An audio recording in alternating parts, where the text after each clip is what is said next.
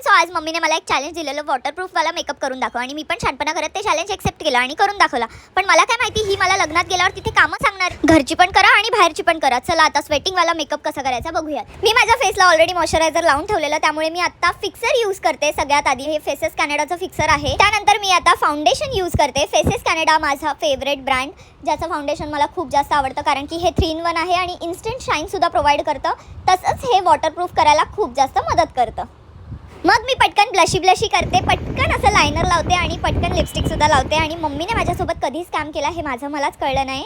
चला मी चालली आता सगळी कामं करायला, म्हणजेच लग्नाला.